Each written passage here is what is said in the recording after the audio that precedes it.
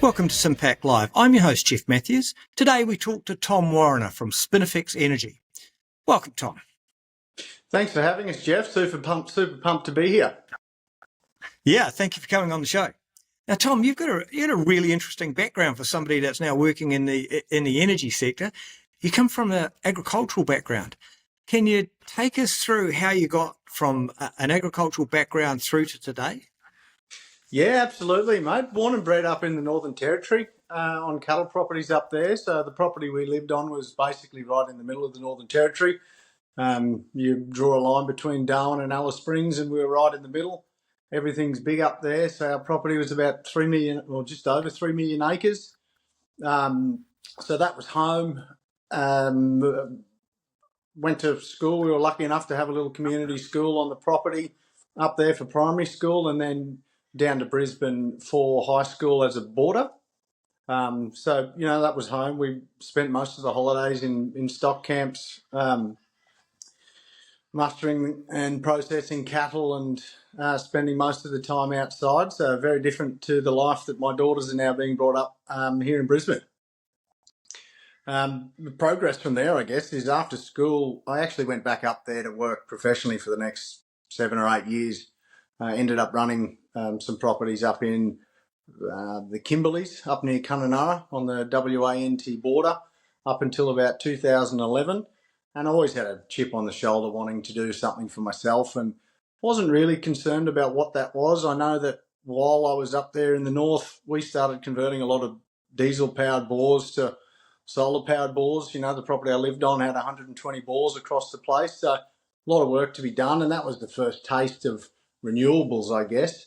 Starting to see that roll out over my time. And when I finished a university degree down here, I put the toe in the water with commercial real estate in the agri space for about 6 years while I sort of found my path. And then in 2018 was when I founded Spinifex Energy. It came out of an opportunity that was presented to learn the ropes and get involved in the renewable sector. So 2018 was when we started, and like most businesses, it's been a lot of iterations since then. We started out in residential solar, moved pretty quickly into the commercial space, and then probably 18 months ago we started energy procurement, energy brokerage. So Spinifex Energy as of today is a pure B2B play. Our main goal, I guess, is to help businesses either use less power or pay less for power. So using less is installing solar and battery storage, and then hopefully paying less via the brokerage model. So, running businesses through a competitive tender process to try and find them the cheapest rates we can in the market, and that's working very well for us. And as everyone can probably attest, the cost of power is going up, and what we're doing is more relevant now than it probably was 7 years ago.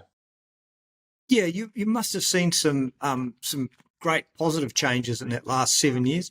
When did you notice there was a real change of attitude out there?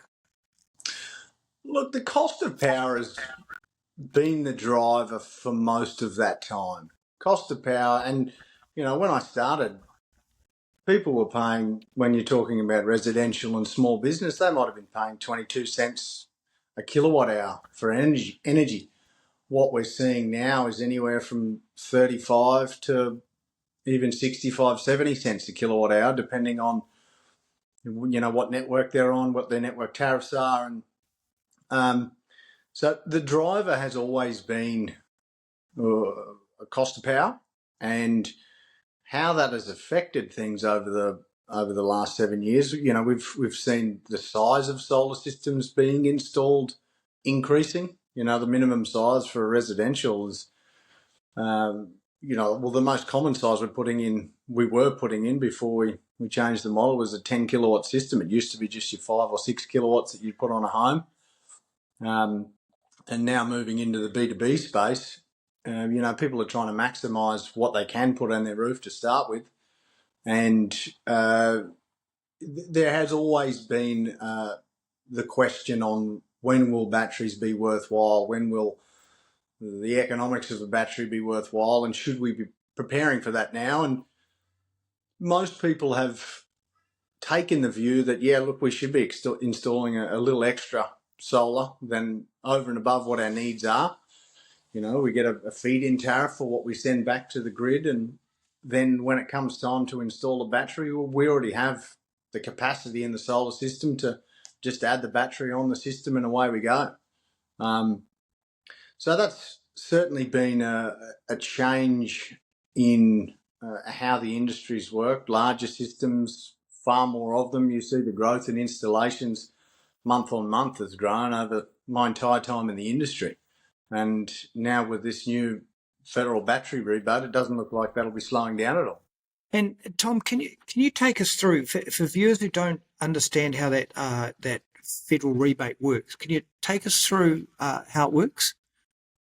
Yeah, of course. Most people should be familiar with the standard solar incentive that has been around for a long while now. It is a government rebate that gives you an upfront credit for installing a solar system. So, you know, you install 100 kilowatts of solar, you might, in 2025, you'll get an immediate rebate of around that $30,000.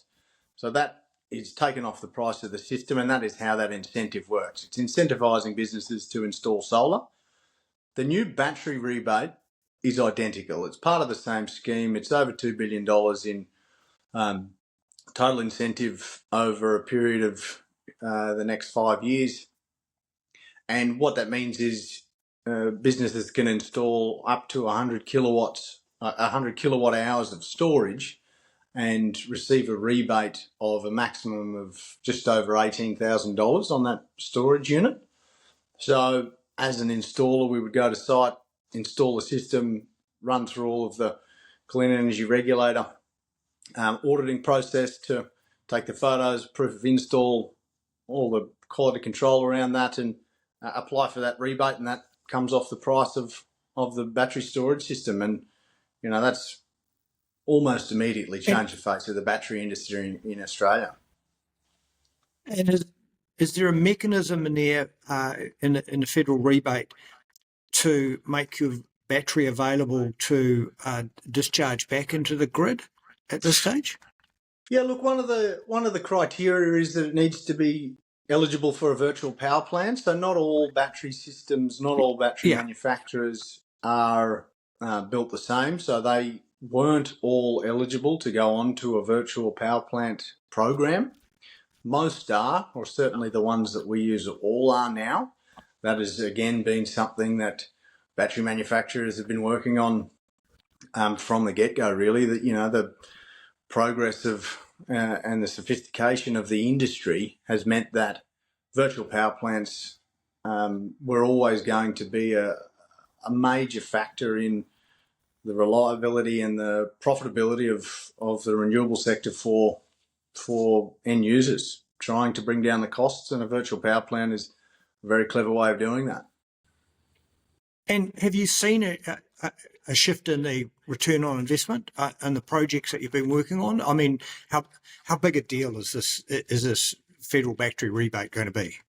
Yeah, look, I touched on earlier, the main driver for businesses is reducing operational costs. So looking at a solar system, they're most of the time trying to bring down their cost of power. You've obviously got your ESG considerations for larger business, but this battery rebate is more designed for your small business at this point. So 100 kilowatt hours, when you're talking about business, is not a huge system. So commonly you would, well, the change in the industry, I suppose, 5 years ago, a medium-sized or a small-sized solar system for a business might have had a payback period of 4 to 6 years.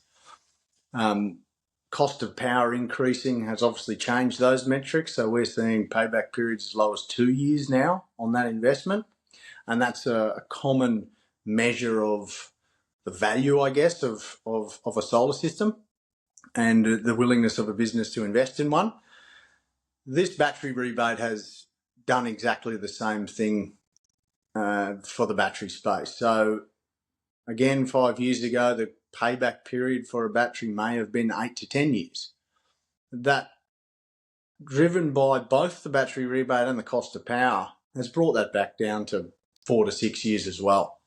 It has made an immediate difference to the economics of a battery storage system, and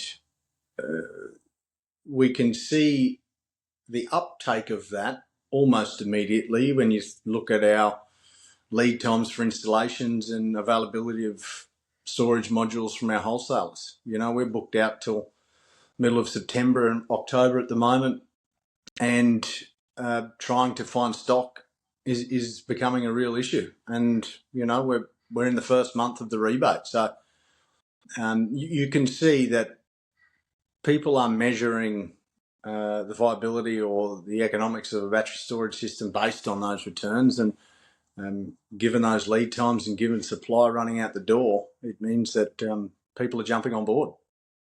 Now, I got a left field question for you here. So many years ago, 2016, in New Zealand, by the way. So you'll get the context that I was working out whether I could run my house on solar, my very large energy bill. So I had an indoor swimming pool and everything else, and I was in Queenstown, one of the coldest places we have.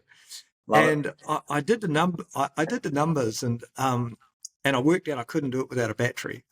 And then I looked at the battery and thought, if I had the battery, I didn't need the solar, because I could buy really cheap power from a massive hydro station down the road at night.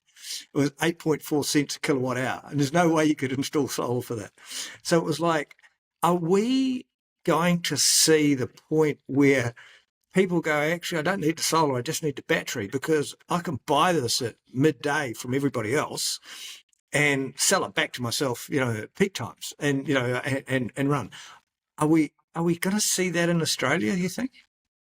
Great question, Jeff. I'll also add Queenstown's probably one of my favourite places on earth at the moment. Love Queenstown. Two ways to answer that question. Firstly, when we're talking about the rebate, you need to have either a solar system installed with that battery or install a solar system with the battery, both as new systems. So small business can't install a battery on its own and claim that rebate. Right. Probably the other side of that coin, though, is when you look at the large market. So very large energy users with large connection to the grid, there already is options for installing battery only, and that gives you access to additional revenue streams outside of just your energy arbitrage. So charging the battery from your solar, discharging when you don't have solar capacity to cover your costs. Now, whilst the large batteries don't have access to that rebate, if you can install a large enough unit, you can tap into FCAS trading options. So that gives you the ability to connect your battery to the grid, have an agreement with a retailer, and start doing things outside of just energy arbitrage. So grid stabilization, frequency control, and there is return you can make with purely battery only on these sites now. Being an energy broker, we're looking at the cost of power on an hourly basis, and the uptake of rooftop solar nationally has basically meant that the cost of power during the middle of the day is negative, nearly in all states, on a regular basis. So what that means from a larger battery system, if you've got the ability to charge your battery from the grid during the time where the batteries, where the wholesale pricing is it's negative, you're essentially getting paid to charge your battery, and then of course you can discharge that, either just covering your energy costs when it makes sense, or if there is an event in the grid causing spikes or volatility, you can discharge it to stabilise the grid, and either charge or discharge, and you can get paid to do those services. So that's a very interesting space for the large-scale battery storage systems at the moment. Yeah, I was also thinking there's a lot of businesses, a lot of industrial small businesses that don't own their own roof space. So they're in these complexes and, and it was just whether we're going to see with the negative pricing during the day, actually somebody saying, well, I want to decarbonize my electricity. I could do that by my power purchase agreements, or I could actually install my own battery and use the timing and get my power for free, and whether that would add up. That was really my thinking, was whether we're going to see that. And look, I'm sure we'll see it at some stage. Tom, do you think these batteries, we all know they're going to contribute to the stability of the grid, but are they going to reduce power prices? Great question, Jeff. Look, if you think about how businesses are being charged for energy, there is an energy charge, so that's your cents per kilowatt hour. Now, whether they're bundled or unbundled rates, depending on whether you're small or large business, you'll see, or there will be network charges underneath that. So if you're being charged 10 cents per kilowatt hour, or say you're being charged 10 grand a month for electricity, you'll look at your electricity bill and you might see 5,000 of those have been energy charges and 5,000 of those have been network charges. So that's very broadly speaking. It gets a whole lot more complicated than that, but there is a percentage of network charges that are included on your bill. So when we're talking about the increase in cost of power, in the commercial space, you could say that we've seen pricing go from, let's just say up here in Queensland, it might have been 3 cents peak and 5 cents off peak, something like that. That might have been five years ago. As of today, our pricing up in Queensland can be anywhere from 8 cents to 12 cents. So on an energy charges perspective alone, we've seen an enormous increase. But take into account that that's only 50% of the bill in this example. The other side of that coin is your network charges. So that's the cost of building, maintaining, repairing all the transmission lines and distribution lines across the country. There's a cost associated with that, and we need to be charged for that because we're using that infrastructure. So the cost of building, maintaining and repairing that infrastructure is increasing as well, much like the construction industry. So businesses are getting hit from both sides. Energy rates are going up as well as network charges. Now, when you talk about network charges, things that affect the stability of the grid, we're obviously huge push towards renewable generation. If you think about when that power is being generated, obviously rooftop solar and solar farms are being generated during the day, which is why we're seeing that negative wholesale pricing. And then we've also got the wind and hydro. So hydro's relatively stable. Wind can be like solar. Events such as storms, fires, even low wind events can cause huge spikes in pricing. And that's when the battery model that I was talking about earlier with the FCAS model comes into play. So when there is an event, a low wind event or an outage at a generator, you think about the network as a system of water pipes that need to be maintained at a certain pressure. If there's a huge spike in demand or a huge drop in generation or supply, that causes an event that creates issues.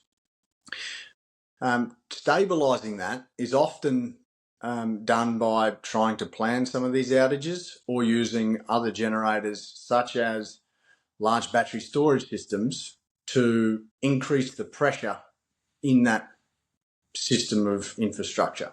So the rollout of these batteries, when connected to a virtual power plant, gives the power plant controller the ability to collectively draw or discharge from a larger group of batteries to help those to stabilise the grid.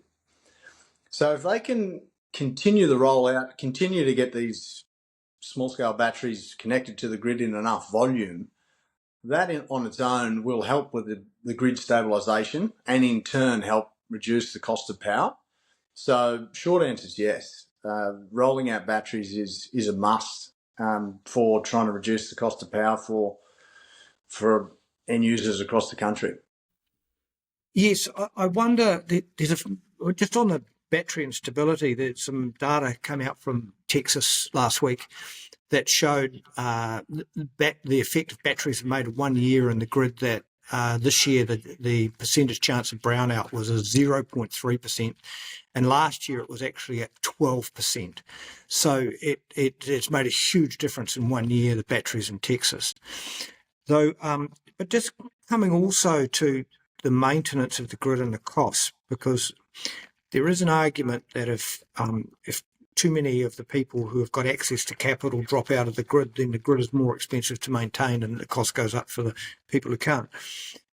But do you see, particularly rural, semi-rural places where they're either not on the grid or it's really expensive to maintain the grid, them actually dropping off the grid would be beneficial for it? And also, does it unlock tracts of land for that we didn't have power to, that now people will be able to have off grid in a meaningful way? They actually have lights at night and stuff. Yeah, great question, and you're 100% right. So if you think about some of the projects that are happening at the moment in rural communities, they're absolutely doing that, installing microgrids and trying to minimise, if not take those communities completely off-grid with their own microgrid, so their own mini solar farm, generator, battery storage system to bring those communities offline. So that's certainly happening. You've also got other large-scale projects like Copper String across the north of Queensland at the moment, which is opening up access to metro areas, to better areas of sun and wind, so that you can install further renewable generation assets along that new transmission line.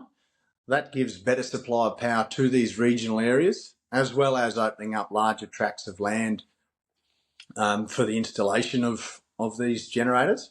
So that opens up a whole other can of worms in terms of access to good farming land being used for solar farms and all the rest of it. But the premise behind it is trying to solve that problem of better power supply for rural areas, regional areas, but it's also opening up access to generate and send that power to the coasts as well. But we also have a bit of a problem with the tyranny of distance in this country. So the size and capacity of these lines required to bring that power from out in regional areas into metro is enormous, just because of the distance and the difficulty of constructing those assets.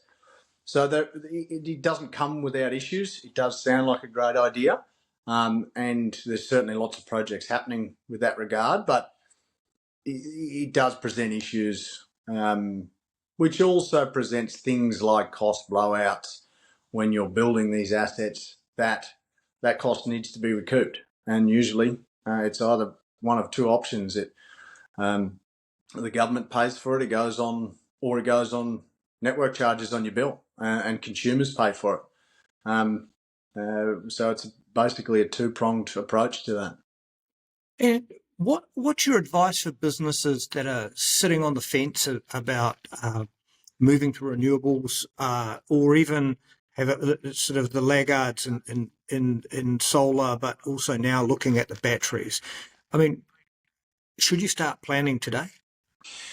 Jeff, we're in a pretty interesting time where the barriers to installing renewable assets, whether that be solar and storage, are almost nil. There's any number of finance options that will finance 100% of your system, whether you're a tenant or a owner occupier. We've got enormous rebates that are available to them.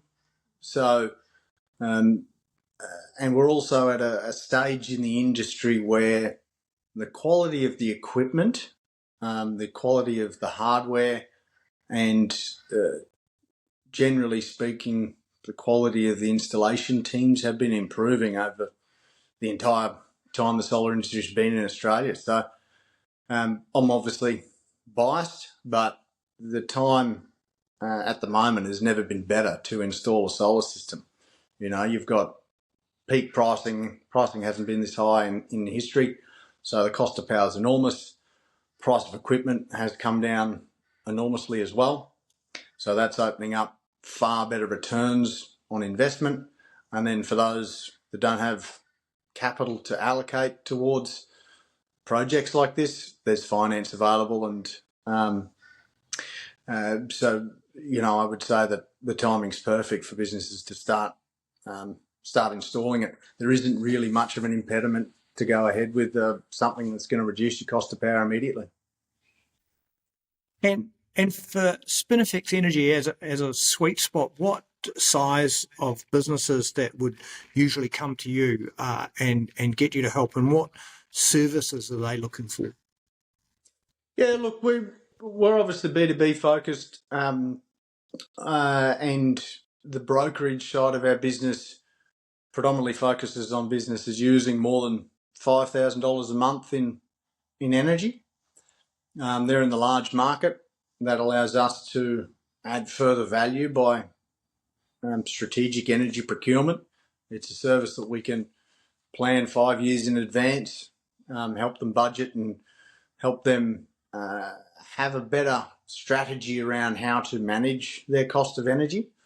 So that's sort of the size in the market that we talk about. So